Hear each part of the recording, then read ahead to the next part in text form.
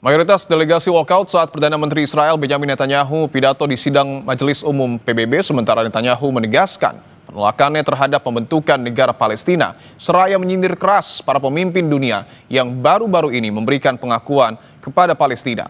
Tekanan seperti apa yang bisa dilakukan terhadap Israel? Kami akan membahasnya bersama Guru Besar Hukum Internasional UI, Hikmahanto Juwana. Prof. Hikmahanto, apa kabar? Baik, terima kasih. Baik. Ya. Prof, saya ingin langsung tanyakan, apakah makna dari aksi walkout saat Netanyahu pidato, apakah memiliki makna khusus, Prof? Ya, tentu ini memiliki makna khusus, yaitu dunia, negara-negara itu tidak bisa melihat kekejaman yang dilakukan oleh Israel. Meskipun Israel selalu mengatakan bahwa ini hak Israel untuk membela dirinya, dan rujukannya selalu pada peristiwa pada tanggal 7 Oktober 2023, di mana Hamas melakukan serangan mendadak ke perbatasan Israel dengan Gaza. Nah, tapi masyarakat dunia sudah tahu bahwa tindakan yang dilakukan oleh Perdana Menteri Netanyahu ini sudah tidak lagi proporsional, sudah tidak lagi sesuai dengan hak untuk membela diri, bahkan tindakannya ini mengarah justru pada penguasaan secara efektif Gaza yang selama ini dikelola oleh otoritas Palestina. Dan ini menunjukkan bahwa keinginan untuk melakukan ekspansi Israel ke wilayah Gaza itu sedang dilakukan. Dan bagi Netanyahu, kenapa Gaza itu harus dianeksasi, harus dikuatkan lah efektivitas dari pemerintahannya, karena selama ini dari Gaza lah rudal-rudal yang meluncur ke arah Israel. Jadi dengan dikuasainya secara efektif Gaza, harapannya adalah Israel akan menafikan serangan-serangan dari Gaza. Nah, tapi caranya adalah membunuh sampai dengan puluhan ribu. Bapak Presiden dalam pidatonya mengatakan seperti itu, walaupun tidak menyebut Israel, tapi kan sudah sampai puluhan ribu. Dan Bapak Presiden memang tidak menyampaikan bahwa ini dugaan genosida, tapi disebutnya sebagai bencana kemanusiaan, ya, human catastrophe. Itu ada dasarnya karena belum ada putusan pengadilan yang mengatakan bahwa ini sudah merupakan tindakan genosida. Nah, oleh karena itu dunia, negara-negara Timur Tengah, non-blok itu semua pada keluar. Bahkan kalaupun didengarkan, kita udah tahu Netanyahu mengkritik negara-negara Barat, Kanada, Australia, mungkin Spanyol, kemudian Kanada, yang seolah-olah memberikan imbalan kepada Hamas atas pengakuan kemerdekaannya. Padahal kan negara-negara ini tidak memberikan imbalan kepada Hamas. Negara-negara ini berpihak pada rakyat Palestina. Dan selama ini Indonesia, kita berpihak pada rakyat Palestina, bukan pada Hamas. Nah, jadi menurut saya memang ini merupakan tekanan, dan ini yang akan membuka mata mudah-mudahan Netanyahu bahwa tindakan yang dia lakukan sudah tidak bisa lagi diterima oleh masyarakat internasional. Oke, bahwa Netanyahu tetap menolak pembentukan ataupun negara Palestina. Bagaimana kemudian untuk mengakhiri sikap keras kepala dari Israel ini, Prof? Ya, itulah yang kita harus lakukan, ya, berkomunikasi dengan pihak Amerika Serikat.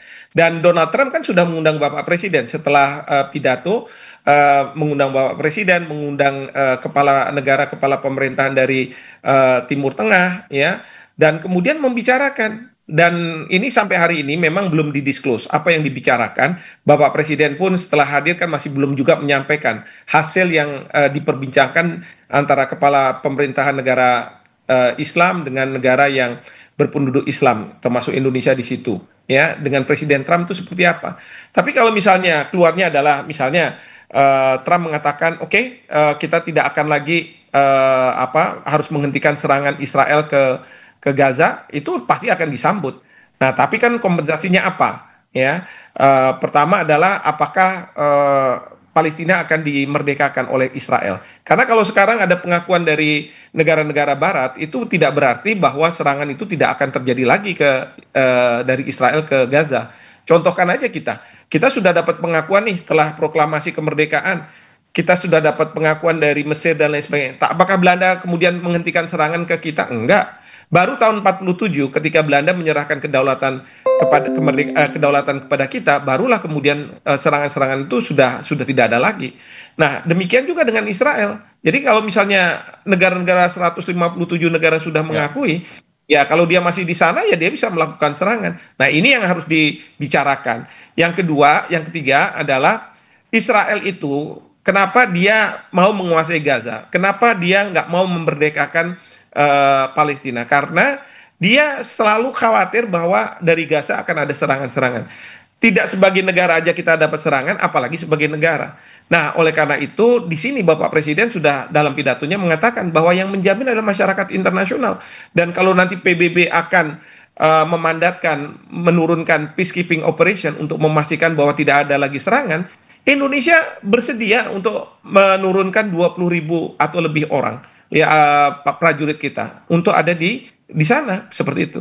Bagaimana teknis yang sebenarnya harus dilakukan oleh negara-negara untuk memastikan bahwa tidak ada lagi serangan dari Israel ke Palestina? Meskipun bahwa sudah ada 157 negara yang mendukung Palestina, termasuk juga hampir seluruh anggota Dewan Keamanan PBB, Prof. Hikmahanto. Ya, ini untuk memastikan, pertama harus ada gencatan senjata yang disetujui oleh pihak Israel dan kemudian juga oleh pihak Hamas Palestina dan dalamnya juga tentu Hamas. Ya, itu harus ada persetujuan seperti itu. Yang kedua adalah PBB akan menurunkan peacekeeping operation ada di sana untuk memastikan bahwa tidak ada yang melakukan serangan-serangan satu ke yang lainnya. Kalau kemarin sempat katanya ada gencatan senjata yang dilakukan oleh Presiden Trump antara Israel dengan Hamas. Tapi kan kemudian ada serangan Israel ke Gaza lagi, masih terus gitu. Nah, ini yang harus dipastikan bahwa tidak ada lagi serangan itu dengan menurunkan peacekeeping operation. Di sini ya tentu Presiden Trump harus menelan air liurnya sendiri karena tadinya bilang PBB tidak ada artinya, sekarang dia mungkin harus membutuhkan PBB meskipun kalau Trump bilang pokoknya yang akan menjaga perdamaian itu adalah negara-negara Arab dan kemudian juga negara yang berpenduduk Islam terbesar termasuk Indonesia. Jadi kita akan ada di sana.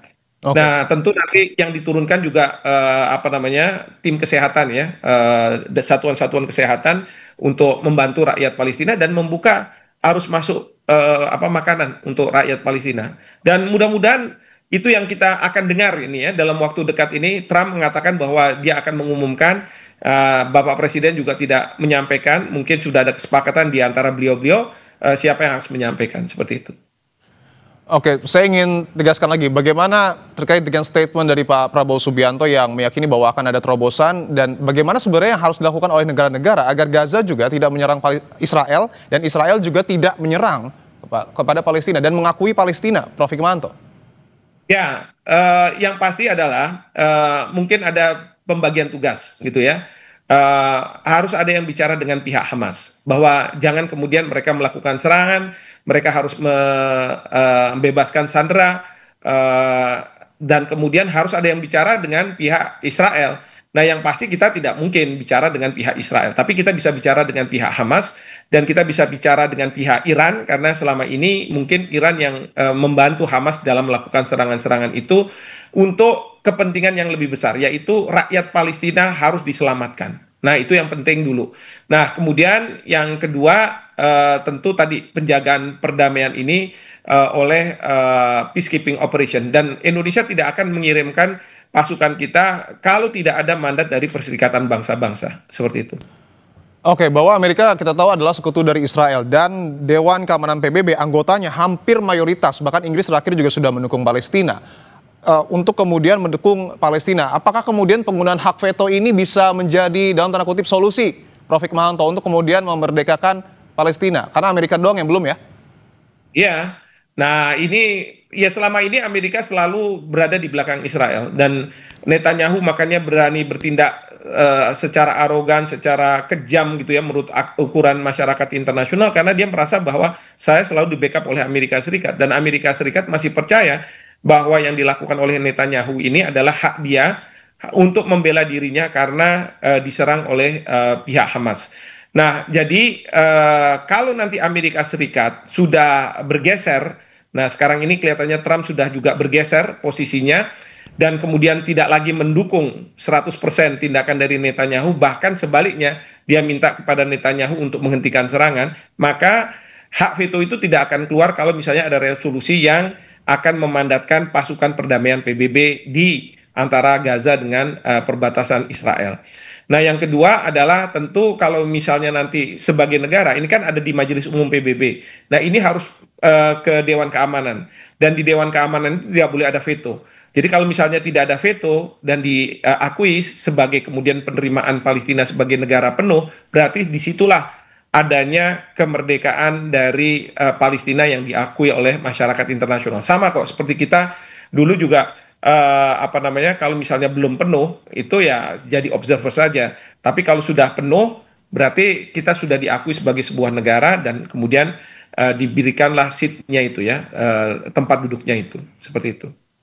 Artinya ini masih jauh untuk kemudian mewujudkan Palestina sebagai sebuah negara, Prof.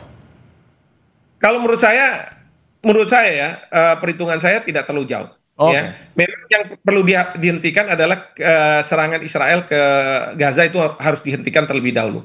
Nah, yang berikutnya adalah proses bagaimana Palestina diakui sebagai sebuah negara. Dan ini sudah akan ada dalam perbincangan antara Presiden Trump dengan petinggi-petinggi dari Timur Tengah dan Indonesia. Oleh karena itu Bapak Presiden bilang terobosan.